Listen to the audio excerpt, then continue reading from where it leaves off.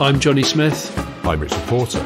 And this is Smith & Sniff, a podcast in which two friends talk about cars and many other things. Hello, hello, in a police convertible. I'm still singing it. I'm still singing it now.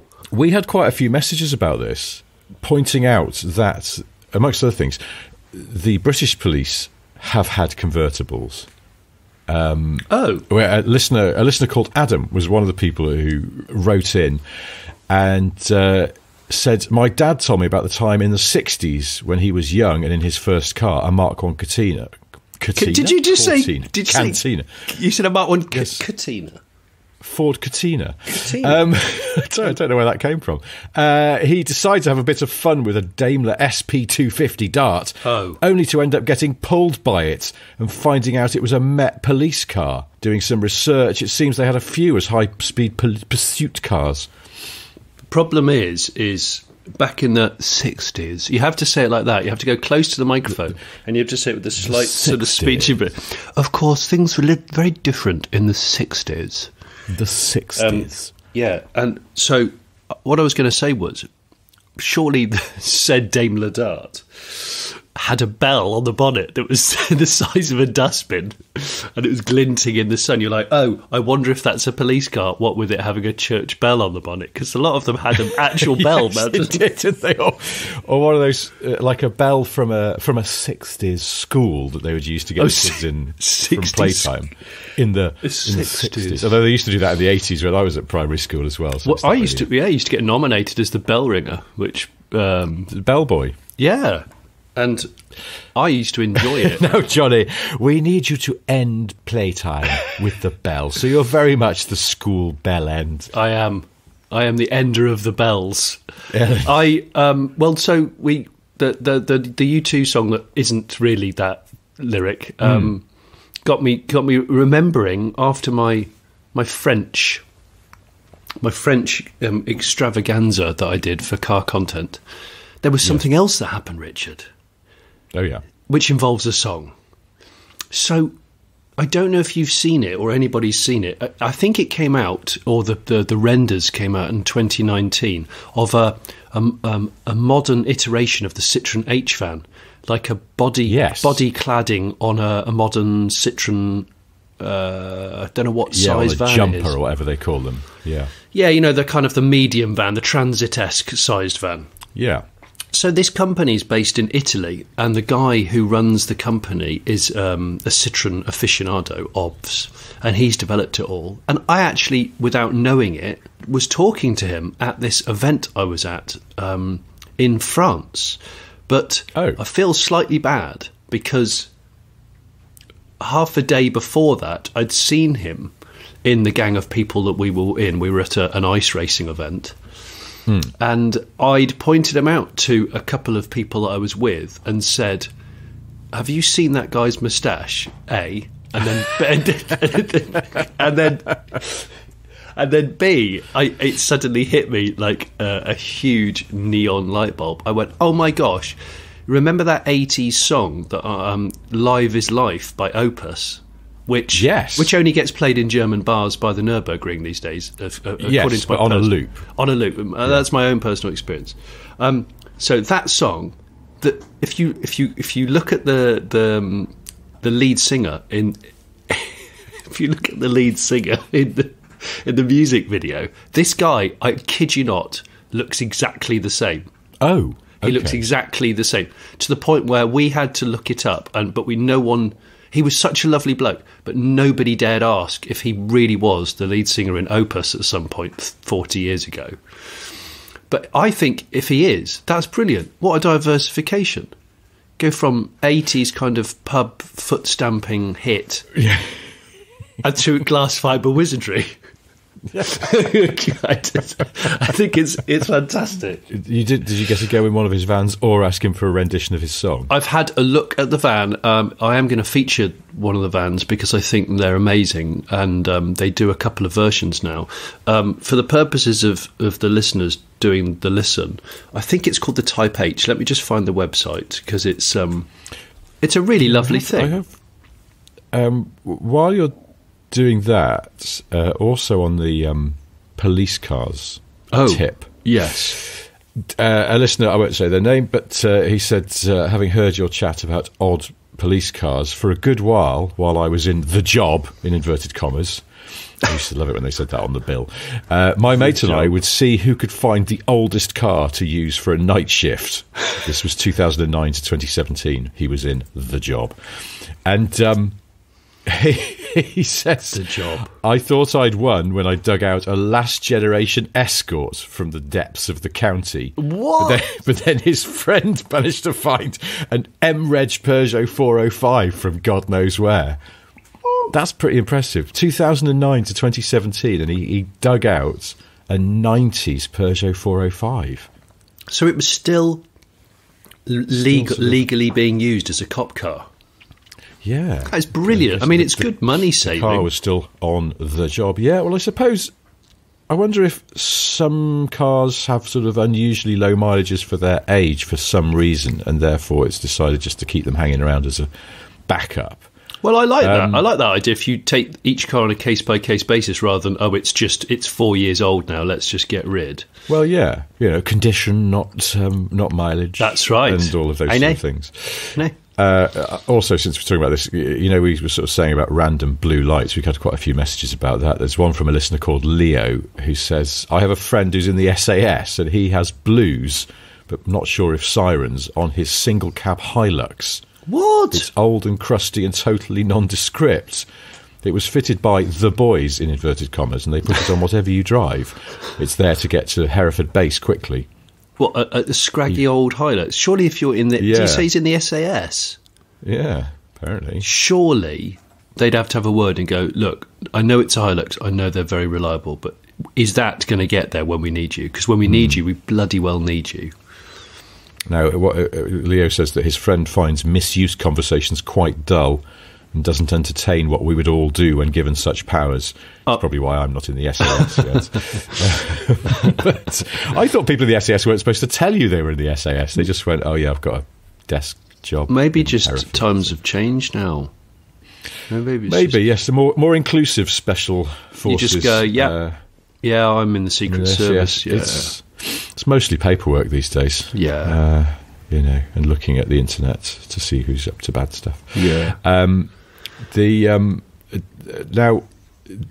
Look, I don't know where to begin with this, because we have had so many messages about your Tesla body swap idea that I don't know where to begin. For people who didn't hear last week's podcast, you were suggesting you'd like to find a crashed Tesla Model 3. Well, I got offered one, didn't I? And I'm living in regret because I sort of seesawed on the decision and it went. And it was a Model 3 that was fully functional but with no glass doors, bonnet, boot or any other interior apart from the dash. Yeah. But it did work. And it was 12 grand. I was 3 years old. And I was kind of, is that lunacy or is that genius? And I was sort of seesawing. And it went, it sold. And I'm a bit peed off of myself for not pulling the trigger. Pull that trigger on that purchase. So you said, you'd love to have got a crashed but working Model 3 and then just put a sort of untrusting car body from yesteryear. Either full classic or sort of modern classic, but something. Something I could use as a family car. Yeah. But crucially, we thought perhaps it would save you a bit of time if the wheelbase of whatever you chose matched or nearly matched that of a Tesla Model 3, and we established that the wheelbase on the Tesla Model 3 is 2,875 millimeters, and so people have drenched us with thoughts on this. Have we really? We've had a deluge. Yeah. I've noticed that less popular podcasts are able to read out the names of everybody who's messaged in that week. We simply couldn't do that. We'd be here for 9 hours. Honestly, the response to this has been nuts. I love that. I'm just going to have to pick some at random. A chap called Errico says, I was listening to the sweet episode on Johnny's experience with the Model 3 and immediately began looking for wheelbase lengths of various exquisite vehicles. So he's given us a breakdown of his thoughts on wheelbases within an inch of the Teslas, which I think an inch is probably...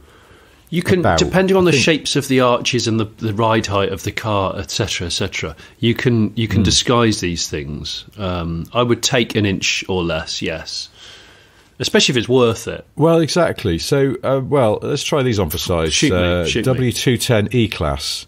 Oh, okay, okay. Yeah, I mean, it's a lot of work for not the prettiest E-Class, but... No, exactly, and it will be rotty as frig, so it's sort of... Yeah. I don't know. A couple of Jags. Now, quite a few people suggested these, either an XJ40 or the related but updated X300. Both in the wheelbase area. That's cool. I mean, I've got history with the XJ40. Yeah, exactly. Which is, I mean, it seems like an age ago that I owned a pair of those 4-litre SOVs. But Peugeot 505. Oh, really? Oh, yeah. Is that almost identical wheelbase? Preferably the estate. Apparently, he hasn't shown his homework here. But yes, he says it's within an inch. And the final one of his suggestions is the E38 7 Series. Pretty car. Oh, gosh, really? Yeah, see, both of those. Try this one on for size. A listener called David Cross has identified the Rover P5B. Piss in my face. Is that the same wheelbase? Well, I'd rather not. But seriously, because I can 2810. I can easily get one of those with a rotten floor pan. Easily, because most... Could you? Easily.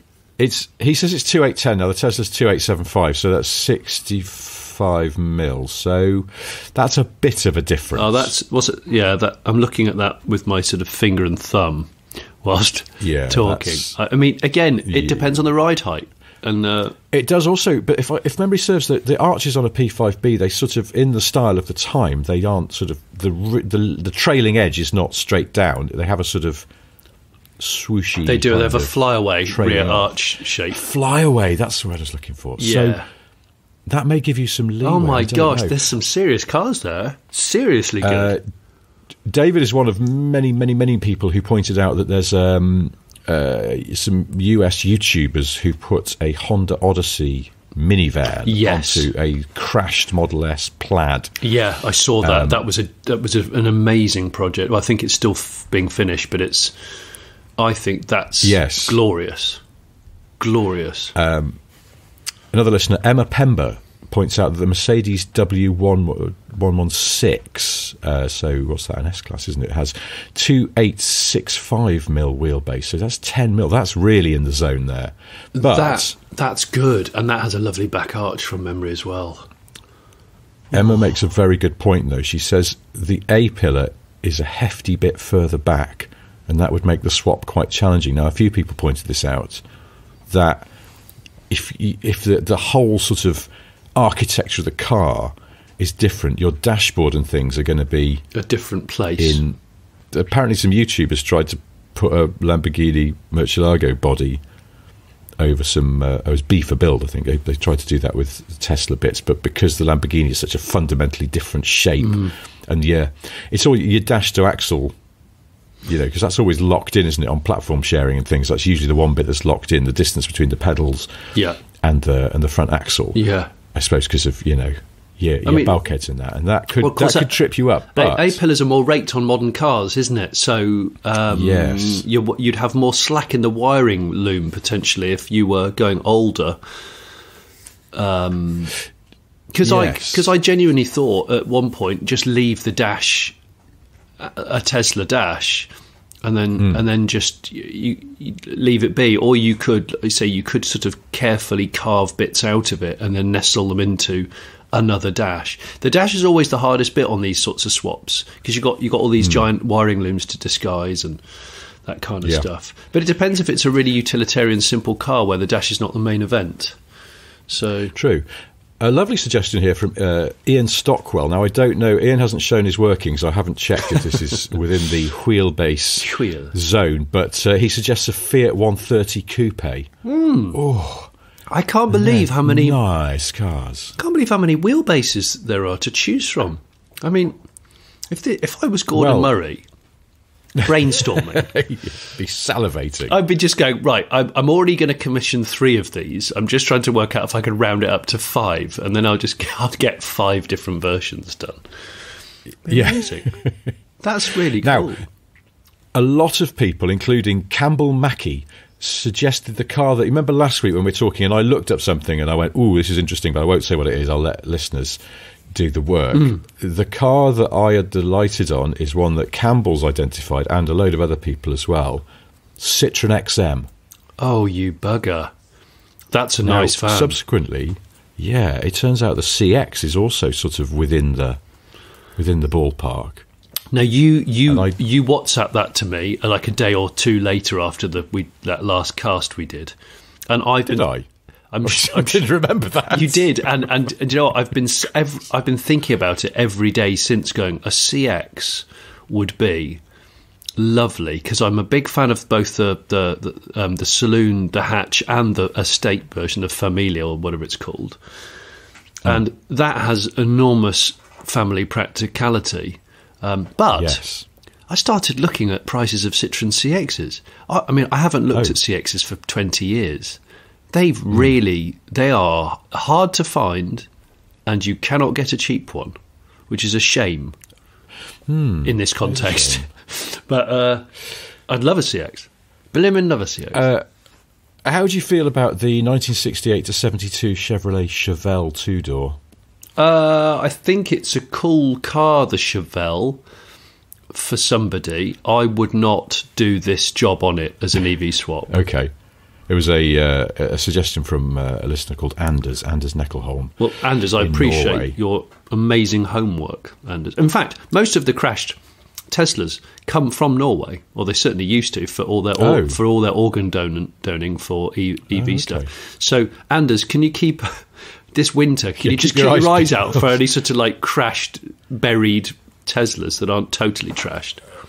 Thank you. He points out that the Chevelle wagon has a 4-inch longer wheelbase. That's a lot, isn't it? And that would mean you could do a swap on a crashed Model S. So see, keep your options open. Chevelle wagon, yeah, because I was thinking the usual two-door Chevelle, the muscle car, the one that everyone wants, that wouldn't be right. But a lower ranking one, like a four-door wagon, yes. Yeah. Okay, now we're talking. I mean, it seems like the Model 3 actually has a 110-inch wheelbase, and Anders is saying the Chevelle 2-door is 116. So there might be a bit of finagling here. But on the tip of American classics, Tim Johnson suggests that within 2 inches of a Model 3 is the AMC Hornet Sportabout.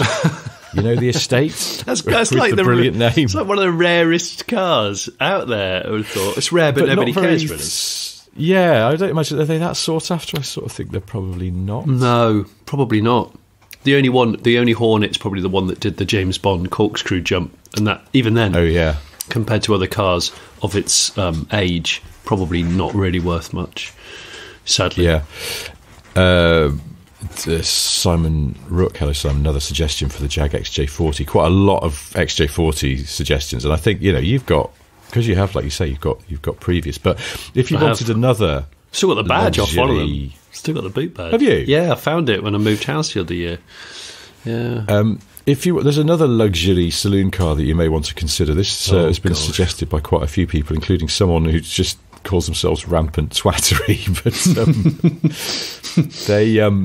But they say that they'd initially thought Audi 100 Avant, the C3 shape, cool and retro. That's a very nice car, yeah.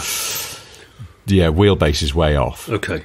But this has led Mr. or Mrs. Twattery to first generation Audi A8. Ooh, that's a pretty car. That's a really pretty car. I like those early. I saw one a few weeks ago and stopped and stroked my chin whilst looking at it. Oh, did you rush home and get your roll neck so you could really stroke? I did, and I fetched my spectacles, and I really like that, because I like that era of Audi. I like the design language. We've said it before, that A6 of that era is one of my faves. First gen all road, very nice. I think the A8 there is it's sort of it's elegant, and you don't often think of Audis as elegant, but I think it's a really elegant car. Now, Rampant, if I can call him that, also points out that lightweight aluminium construction. Oh, of course, it's got to be a boon, and the wheelbase is within. Let's see, so Tesla 2875, Audi 2882, so 7 mil. I mean, that's nothing. No, you can hide 7. And the track widths, so you're going to need some spacers. The Audi's front track, it's interesting. The front track is wider than its rear. I think Audi used to do that a bit, didn't they? But so the Audi's front track is 1597 against 1580 on there. I can't. This is spaceless. This is like Fantasy Football League, isn't it? Isn't it? But like body swap or pan swap, as Americans call it. Yeah.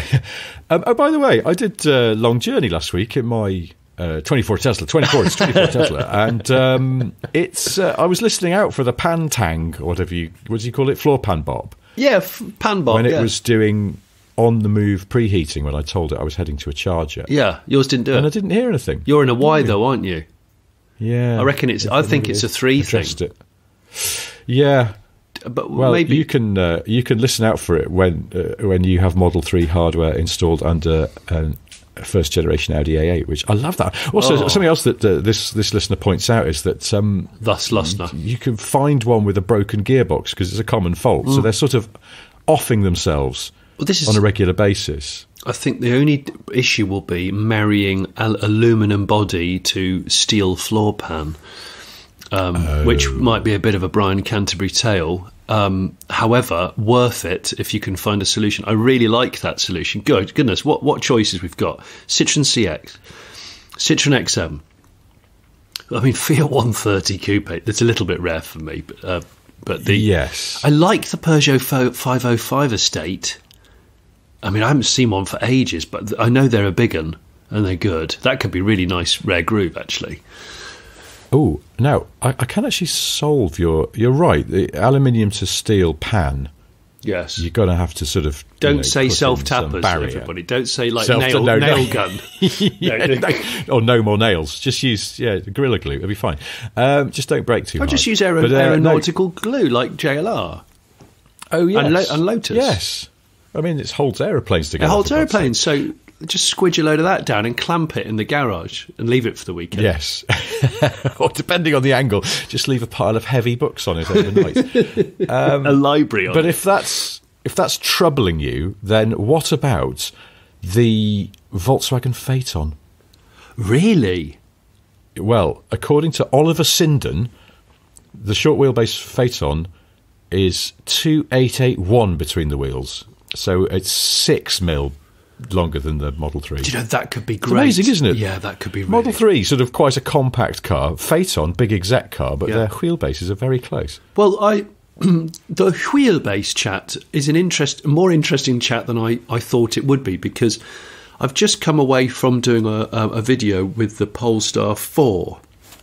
Oh. Which is obviously electric, being a Polestar. And that has a 3-metre wheelbase. And... the Ioniq 5, when that launched, had a 3-metre wheelbase, and I remember vividly doing some calcs going, bloody hell, what else has a 3-metre wheelbase? And it's like 2 mil longer than a full-size Range Rover wheelbase. So you think of a modern full-size Range, it's a big old car, that, but the wheelbase is almost identical to an Ioniq 5 and a Polestar 4. Shall I get my coat and shall I go and have a word with myself, or is that interesting to us? No, I think this is a safe space. As another listener called Harry King also identifies the Phaeton as a possible swapper for your mythical crashed Model 3, but Harry also identifies, it's a little bit less of a neat match, the Lexus LS400. Oh, be still my beating. 2850 mil wheelbase.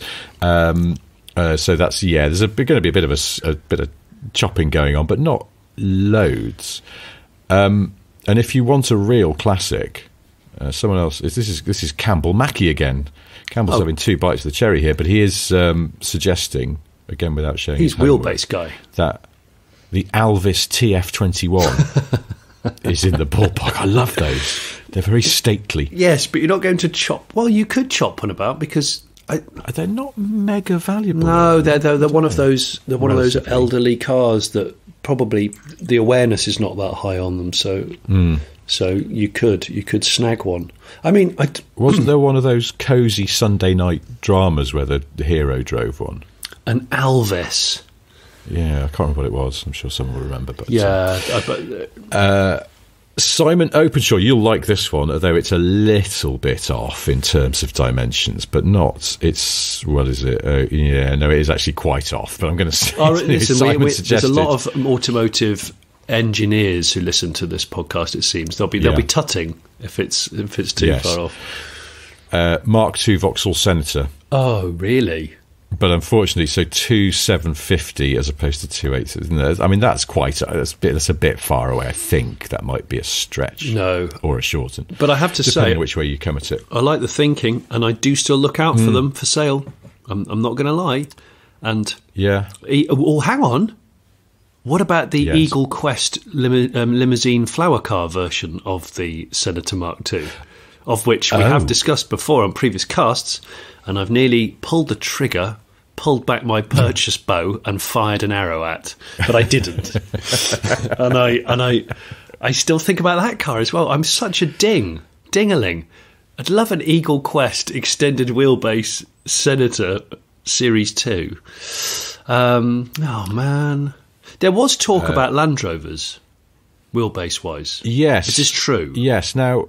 Yeah, Matt Stanford has sent us a whole list. He says, I've just burnt an hour and a half on this. So we've just burnt half the podcast on it. Well, I know, exactly. We will stop in a minute. It's just you're Britain's number one wheelbase chat podcast. Wheelbase wankers. Matt very, very scientifically lays out the benchmark here. Tesla Model 3 wheelbase, 288 centimetres, he's put at the top of his message, in bold, italics, underlined. Wow. And then he's done a list. Now, some of these are a bit too far away, I would say, but as well as the XM and the CX, both about 285 centimetres, the C6 is only 290 centimetres. Oh. So, and it's within 2 centimetres on width as well. So, and in fact, Matt has put in bold the candidates he thinks are most likely, and he's bolded the C6 and then put 4 next to it. Do you know what? Citroen we both like the Citroen C6. We both tested them when they were new, I think. Yes. Yeah. I would do that. God, I'd love to do that. My dad really likes those. Bob likes those. But since you asked about Land Rovers, yes, Matt's list includes the Discovery 3/4. Oh my gosh! 288 centimeters, or 288.5. So it's within. What's that? And also, what's that within? What's that within 5 centimeters? Less than. Well, there's no 0.5, so it's it's definitely within the. He's quoted them all in centimeters. Oh wow! Mil, wow. But, okay. What's that between friends? And in centimeters, exactly the same. 288. The L322 Range Rover. Really? Yeah. Wow. Okay, so. This is where things get exciting. I really like the shape of the Disco 3. But can you imagine if it was Tesla ground clearance? It would look like a Ford Flex, and I always liked the Ford Flex. I have a real thing for a Ford Flex. I don't know whether US listeners are going to go, what? I just really wish they brought the Flex over here. It's just a big station wagon that's also got something about it. It's got like a really strong shape. I'm totally down with it. I'd like them, and I always liked seeing them in the US. I think they didn't do very well, did they? They weren't. I don't know. I was going to ask. I worked with a camera operator on a show for BBC America, and he had one when it was almost new, and he was a younger guy, and he was really proud of it. And we chatted about it at length. And then when I finished the show, we spoke maybe a couple of times a year. 2 years later, he said, "Hey, Johnny, long time no speak. Do you remember my Ford Flex?" I went, "Yeah, of course I remember your Ford Flex, because it was mint. It was a really high-spec one." He said, yeah. It got stolen from outside my house by 2 druggies, and it got involved in a televised police chase." Oh, my God. He said he basically woke up and watched the news and went, "God, they've got a black Ford Flex. Okay. And they went outside and went, that must be mine because mine's not outside anymore. And that was it. Oh, my He said they'd done loads of crack in it and then got caught in some mad chase, or they've tried to ram raid the 7-Eleven or something. And it ended up on TV. So he said, insurance gave me a terrible price. So he said, I'm searching for another Flex, even though they've stopped making them. I really want one. So I hope you did find another Flex. I don't want to besmirch the Flex, but you must be pretty high on drugs to think that was the best getaway car when you could have nicked a Camaro or something. Maybe they liked a roomy escape. I think they liked a nice drugs den in the back. You need space for the drugs den. I suppose, yes, that's it. You could really relax. Get your bongs out, your collection of bongs. In the back. Now, let's just take a little deviation into something else here, so we're not just constantly talking about wheelbases. Wheelbases. A message from a listener in Ireland, Paddy McEntegart, and he's in Dundalk, the home of The Cause. Oh, my word. Stop it. I know Johnny and possibly Richard too is a bit of a fan. Oh my gosh. Mainly Johnny, I would say. Their family home is en route to a shopping centre, and over the years I would always glance while passing to see what was on the driveway. A Lexus LS was always sitting in pride of place. No way. I believe. Yeah. The Cause. Sounds like more than one. The Cause drive multiple LSs. He says, I believe they were owned by their late father, who passed away in 2015. But, and here's where it gets interesting. So, yes, Father Core died a few years ago. Paddy says, recently I passed the house and saw the big Lexus still parked on the drive. No. It's sitting a bit squat now and getting a bit mossy. I don't think it's moved for a long time. No way. There's a dilapidated driveway find, Lexus LS, on the Caroline, Andrea, the other one, Jim. Jim. And the other lady. Well, no, Sharon. Sorry, Sharon. Sorry, Sharon. But Sharon. Hold up. I've got some extra Cause Lexus info, because Paddy points out that this house is kind of public knowledge, as in somebody has put a picture of it online, and noted that this is where the Core parents live. Mm-hmm. But if you look, I guess this is on Google Street View or whatever, that the as a bonus, when you look at the house on there in the past, across the road was parked Jim's SC430. No way. Now, I'm not sure. Jim had a Lexus Roadster. Well, the ultimate one-wheel peel car for me. I'm not sure. It doesn't actually say, looking at this link, it doesn't say how they know for sure that it's Jim's, but there is indeed an SC430 parked across the road when you look at the Street View. I feel so privileged that we have this podcast and we're able to tap into the car world of Sade, the car world of The Cause. Not yet car world of Enya, but that will come, I'm sure. That will happen, inevitably. I love it. Paddy has one final thing to say on this matter. He says, as I was writing this email, I chuckled to myself knowing that this would be of zero interest to most, but seems like a bit of Smith and Sniff gold. I'm now thinking it would be ripe for a late break show barn find special, resurrecting the Cause family LS. Oh my God! Seriously, I am so excited. I'm really. I'm smiling. I'm chipper. Please, if anyone from The Cause is listening, which is highly unlikely, Sharon, Caroline, Andrea, Jim, please get in touch with us. I'm not weird, okay? I'll treat this. Just want to get the Lexus going. No, my intentions are good. But if you wanted to do an unplugged session, say if I got the old girl running and cleaned up, I'm there. All right. And Andrew, if you make eye contact with me during, when you're singing "Runaway," I'll be fine with it. She makes eye contact with you and you accidentally spray WD-40 into your ear or something. Sorry, I was trying to get the points clean. I dropped them on the ground and accidentally wee myself and then pretend it's something else. Oh no, that's just I've just been under the car and it's that smell. Yeah, that's transmission fluid. It smells horrible. It smells just like piss. Yeah, ATF's horrible. Sorry, Andrea. You'd have to make it a very clickbaity title. I shat myself whilst getting the Cause Lexus going. I don't think you need to make it clickbaity. I mean, just listen to it. You can even make that shit up. Abandoned Cause Lexus saved. Yeah. Yeah. Oh. Also, it's a bloody Lexus. You'd probably just need to hose it down and it would start immediately. Oh, genuinely. You just take such an easy job, but so satisfying. I'd be brilliant. Take a strong battery and a pressure washer. That's all I'd need. No, I wouldn't even take a screwdriver. Be fine. No. Although Jim's probably got an amazing snap-on toolkit that we don't know about, and Jim's really into his sort of home mechanic tinkering, and he's got one of those. No, not really. I'm just saying it for the podcast. But he's got one of those huge. He's got one of those huge snap-on cabinets that's about 8 feet tall. And you can have the special edition ones where they've got like an image of a NASCAR race or Travis Pastrana doing a jump. And he's got the Lexus LS400 with his mum and dad like waving out of the window on the lane going to the house where it lives, and that's his snap-on toolkit, and it cost him about 16 grand. Yeah, nice. I've just typed in Andrea Core car to Google Images, and I was wondering if the Cores are in fact Lexus loyalists. That'd be brilliant if they were. They're real, they just. But all I can find is her with an SLK. Okay.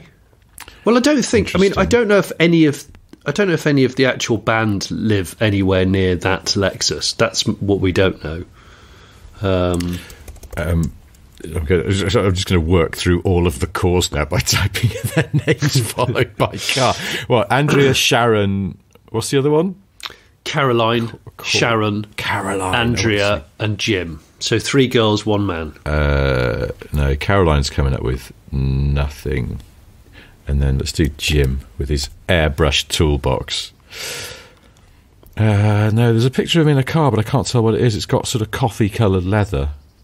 Of course it has. We're doing CSI in car interior. We could probably narrow this down. I can't quite tell. I mean, Lexus do offer, I think, that. Ooh, it says Jim Core had a driving ban. What? Was it one-wheel peeling? Yeah. In the SC430? It was driving at high speed in reverse because his Lexus has such an excellent quality backup camera on it. No, it's he was driving using a mobile phone on the M3 in Belfast. Okay. In May 2020. It does not say, frustratingly, what car he was in. Damn it! That is annoying. What's happened to journalism? You can't even say he was in a Lexus IS 250. Yes. Or something. But no, that's annoying. Well, we'll come back to it. I'm sure, I don't know, listeners in Ireland or listeners anywhere who've encountered the Cores in their cars, get in touch. Cores in cars? And, Cores in cars. Just to go back to wheelbases very quickly, a few people suggested this. I read a message from David Rupilus. That's a great name. Sorry, David, I don't know how to pronounce your surname. Rupilus. Oh, actually, no, because then his surname in his message is different. David Klading. He's writing from Germany and says that you should consider a Renault Grand Espace, the third generation one from the late 90s. It's within 1 millimetre of the Tesla Model 3 spec. 1 millimetre? Yes. Now, David adds that with a GRP body over galvanised independent steel chassis, it should make things easy with duct tape and cable ties. Wow. Yeah. That interesting thought. I actually like that. I like the idea of an MPV body shell. I mean, that Tesla Model S Plaid Odyssey is a cool thing. You imagine a Previa or a L Grand. In fact, a few people, amongst them Paul Gardner, suggested the Mark 1 Prev. The wheelbase is 2865, so it's within 10 mil. So you're definitely in the proper Boris Johnson spec as well, isn't it? Mark 1 Prev. I wonder though, because that now underneath, of course, that sort of everything's all a different way around. I suppose it doesn't really matter because you're yanking out the original engine. So. Yeah. All we've got to do now, Richard, is find someone who'd be willing to do this job, to execute this technical butchery?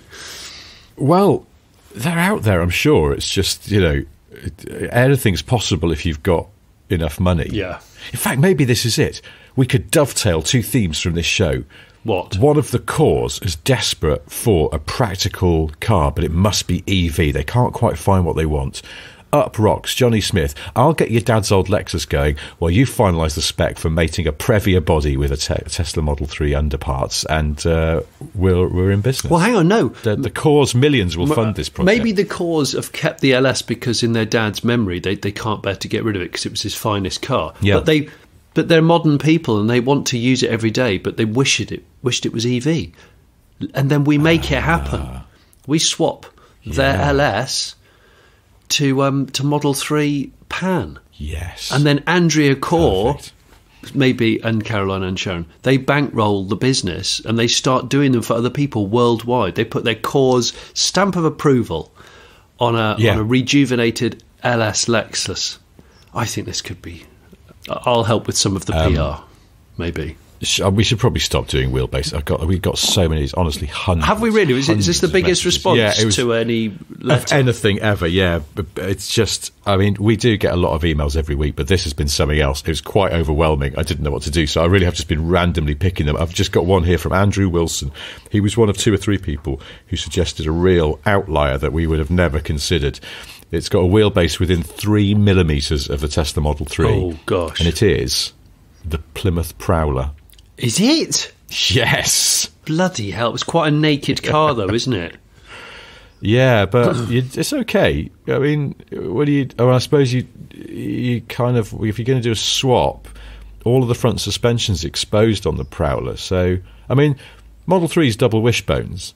Yes. But I don't know if it would package in the same way on the, I think the Prowler shell. Prowler packaging is your issue because it's more of a sort of skinny hot rod type of layout, isn't it?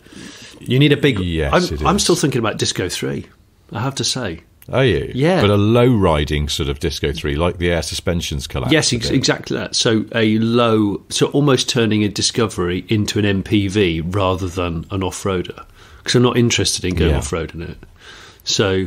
No, fair enough. Yeah. Most people aren't. Also, just doing a little email and message roundup. Thank you to everybody who heard last week's show and pointed out that dogs wearing nappies, they're probably female dogs and they're in season. Yes, which I hadn't even considered. Yeah, it's just to sort of avoid mess / stop randy boy dogs from impregnating your beloved girl dog. I appreciate all of those comments because we had quite a few people pointing that out. So I feel educated and pleased. Yeah, I know, I do too. That's the thing. We say our listeners are smart and they will set us straight on all sorts of topics. So, am I allowed to ask? Yeah. Just bringing it to cars. Yeah. How was the Polestar 4? Well, I'm trying to think when this podcast goes out versus the embargo, but this will go out on Monday the 29th, basically. Okay, so it has no back window, which is what is yes. This is the thing that's creating all the headlines. Like, it's a family car. They're calling it a coupe SUV, but I wouldn't take much notice of that. It's just it's a well proportioned 4-door hatch, really. I am a bit confused by the Polestar range because, in fact, I was away with some mates the other day and one of my friends said, what's going on with these Polestars that I'm seeing around? Is it just the one model? And I'd say no, that's the 2 you're seeing around, but there's the 3 and the 4 and the 5 all coming. Yeah. And then I couldn't even remember which is which. Well, 3 is they call it an SUV, but I think it's actually an estate. So the 3 is going to be the biggest one. The 3 is going to be bigger than the 4, which is the one with no back window that I've just walked around. So the 4 is the size of what then? The 4 is I did all the specs of it yesterday. The 4 is... Oh, I have to get... Hang on. Like a Qashqai size or smaller or bigger? Let me rustle my papers. The 4 is... I've still got my notes from filming it in the studio. The 4 is... well, if you're going to talk wheelbase, obviously it's 3 metre wheelbase. Oh. It's 234 mil longer than the Polestar 2, and it's 65 mil higher. And it's got almost the same turning circle, and it's got a bigger boot, and it's got a very small frunk. But it's you know what? To me, to look at, it's there's little bits of Lotus Eletre and a few little bits of Genesis GV60, I would say, and also the Volvo EX30, which is their small electric car, which I drove, which I think is one of the best Volvos I've ever driven. I really, really like it. And also this is the cheapest. I've seen a couple of Eletras on the road. I've been in London quite a lot recently, and I've seen 2 Eletras in that there London. I want to call it the Ellie Tray. Yes, Ellie to go with your Ford Cortina, or whatever I said earlier on. Yeah, but Ellie Tray. The Ford Cortina. Yeah, no, it looks okay. Although I was walking down the street and with a mate who's into cars, and we saw one. And I went, "Well, there's Eletra," and he was like, "Oh yeah, God, I thought from a distance that was an Urus coming towards us." It does have a look of it, but well, if it sells like the Urus, then Lotus will be happy people, won't they? Yeah, I bet they will.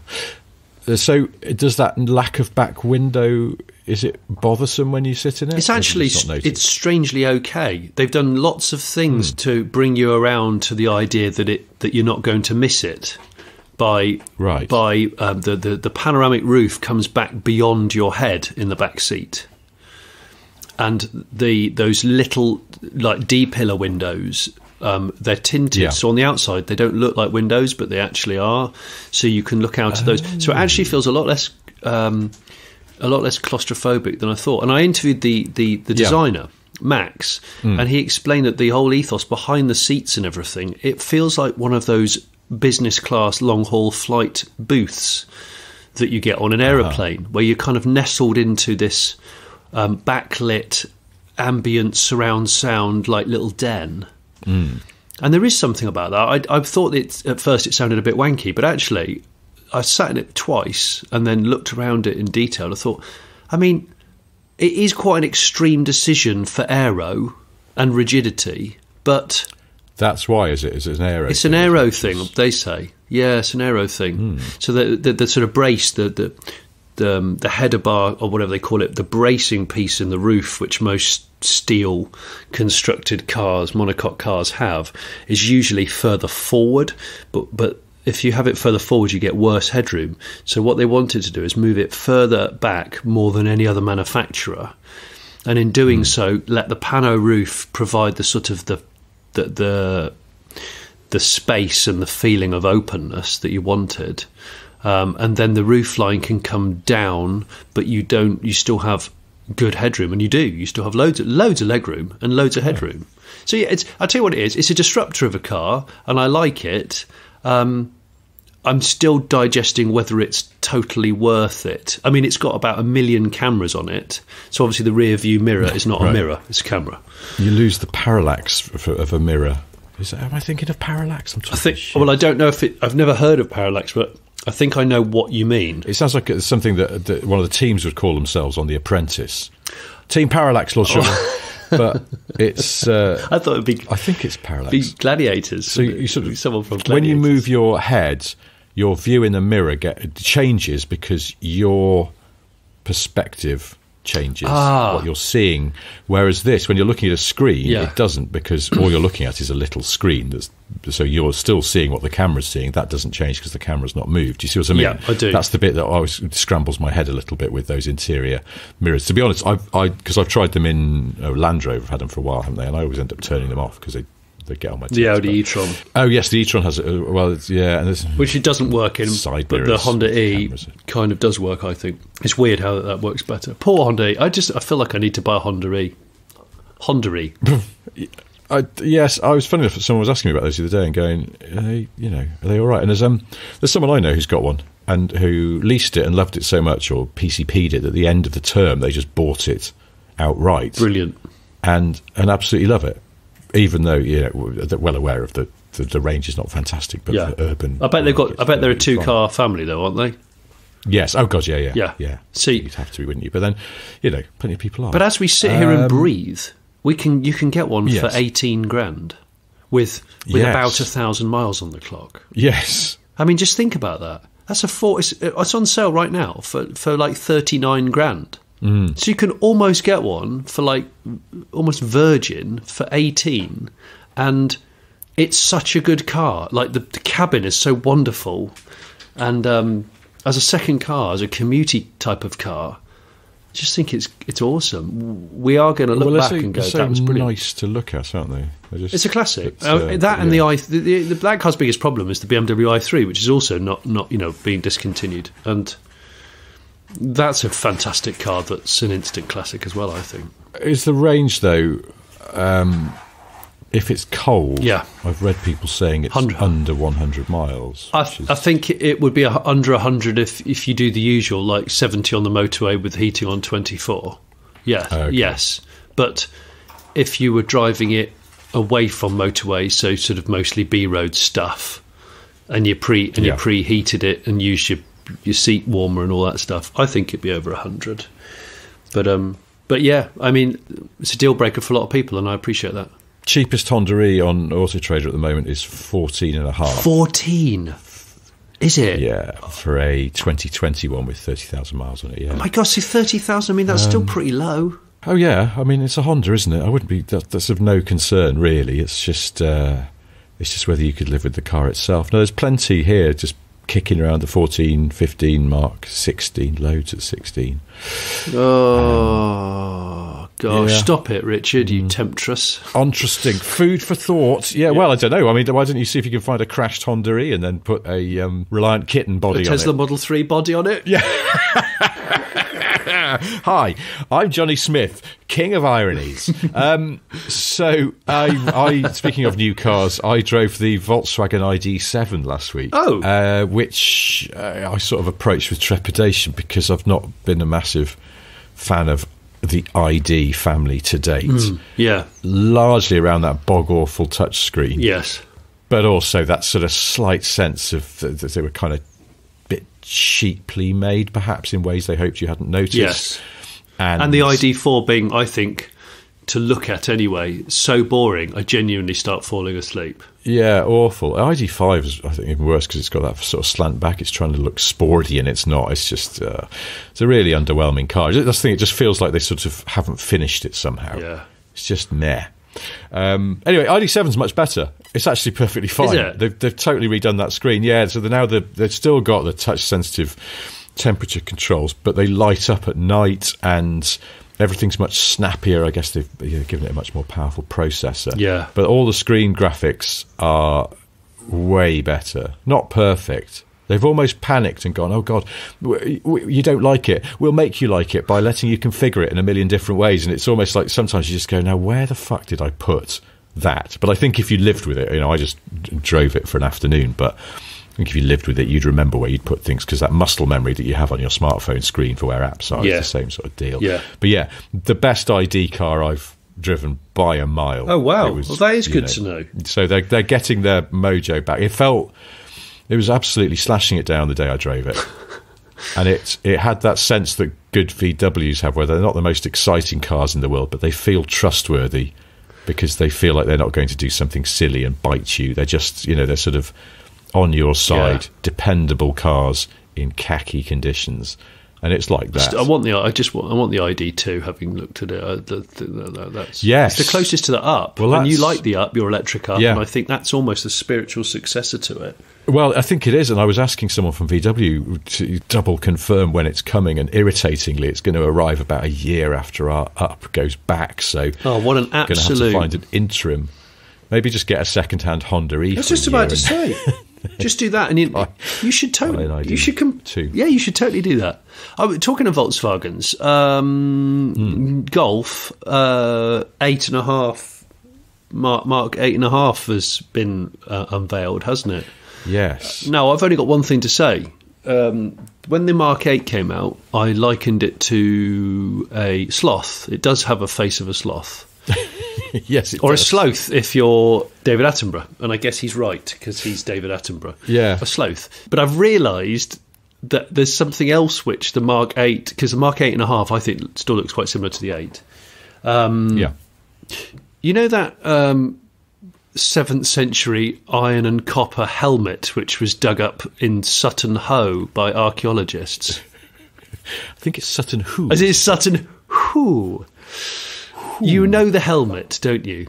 It looks, I think in a previous podcast, I've said that it looks just like Graham Hill, the late, great Graham Hill.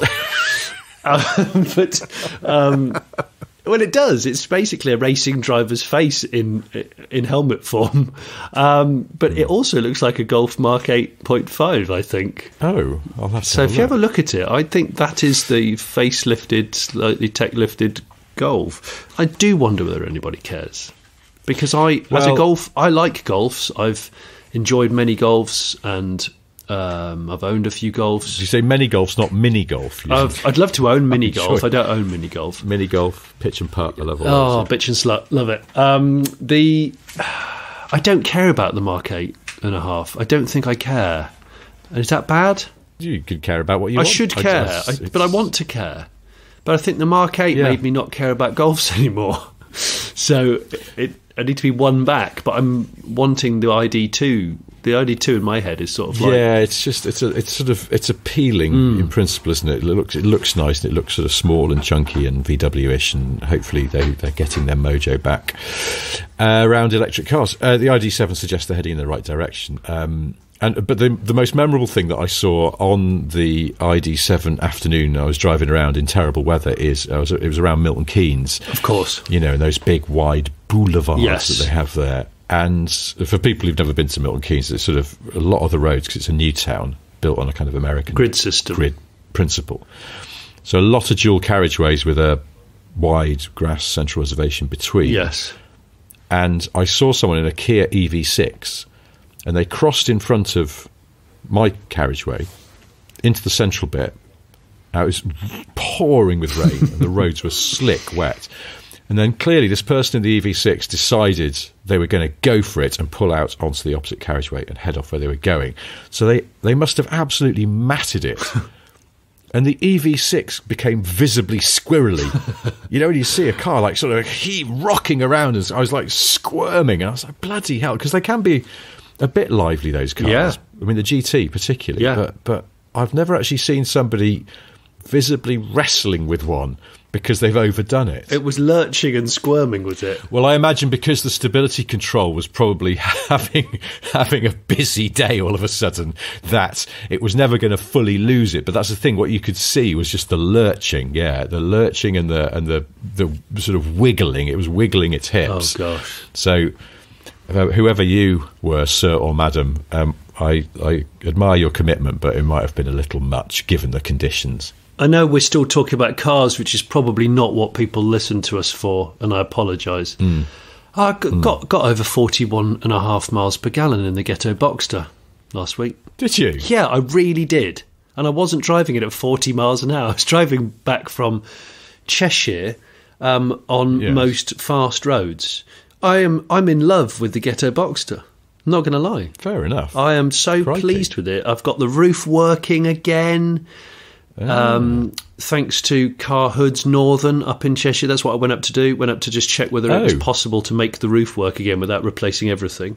And sure enough, Car Roofs Brackets Northern, or how do they? Car Hoods Northern. I will, if you want me to dig out their website, I can. Sure people and I must also again. Obviously, I need to thank the other two people who helped resurrect the Boxster, which a video is incoming for this, which is La Rose down in Kent, who did a deep service on it and confirmed with me that I hadn't bought a shit one, which is always nice. And obviously, Birmingham Car Keys, the boys at Birmingham Car Keys, who we've mentioned before, but above and beyond, honestly, the call of duty to get that Porsche fixed and on the button, and it really is trustworthy. Honestly, it's been a joy. Yeah, carhoodsnorthern.co.uk. They only do, obviously, cabriolets, but they do the hardtop convertible things as well, which they say most of those leak from the factory and cannot be mended properly. Oh my God. They did mention BMW 4 Series hardtop convertible. They said there's a reason why they went back to having a fabric roof.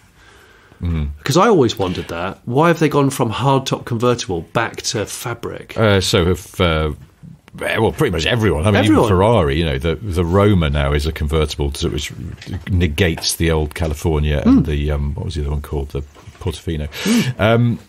We will look back on that period of history with folding hard metal roofs and go, particularly on four-seat cars. It's just ridiculous. Were we doing it for the sake of it? Who knows? Now, we should bring this to an end, but before we do, I have a confession. I was, in the last week, I've been driving the ID7. That was one day out of my time. I've been back and forth to London twice, and I've just... You've been doing day drinking in London. Yeah, no, I haven't even had time. I've been doing proper work and some things I can't talk about at the moment, but hopefully will in the future.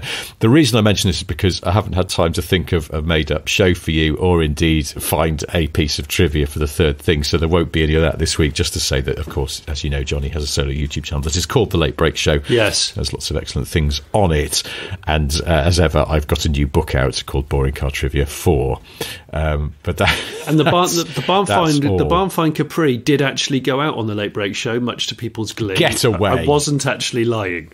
And no, I did actually. I haven't watched it yet, but I did see it, and I went, "Oh bloody hell!" I thought he was making that up. No, not making it up. All right. Well, thank you everyone for listening, and thank you particularly for all the suggestions about Model 3 pan swaps, because they've been extraordinary. And sorry we couldn't read out more of them and give people name checks, but there were. I'm not exaggerating when I say hundreds. So thank you for all those. Thank you to everyone. And I know we never mention it, and we should do. If you really like this podcast, whatever platform you listen to it on, please rate us by giving us a star rating, preferably all of the stars, however many there are. But be honest and write a comment and spread the word, because we always get told to say that, but we never do, because basically me and Richard are useless, and we end up talking about Sade instead. Talking of liking and subscribing, we do actually have a song about that, and we can play it now. Well, until next time, goodbye. Cheers, mate. Thanks, mate. Bye. You know just what to do. Like and subscribe and review. You know just what to do. Like and subscribe and review. You know just what to do. Like and subscribe and review. You know just what to do. Like and subscribe and review. You know just what to do. Like and subscribe and review. You know just what to do. Like and subscribe and review. You know just what to do. Cheers, mate. Bye. Cheers, mate.